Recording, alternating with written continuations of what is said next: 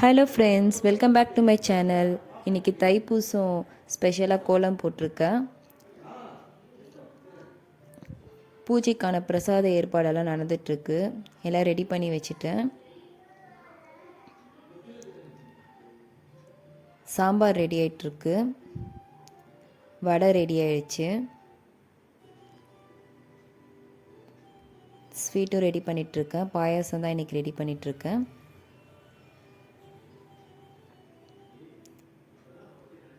எல்லாமே ரெடி ஆகிடுச்சு. சாமி கும்பிடலாம்.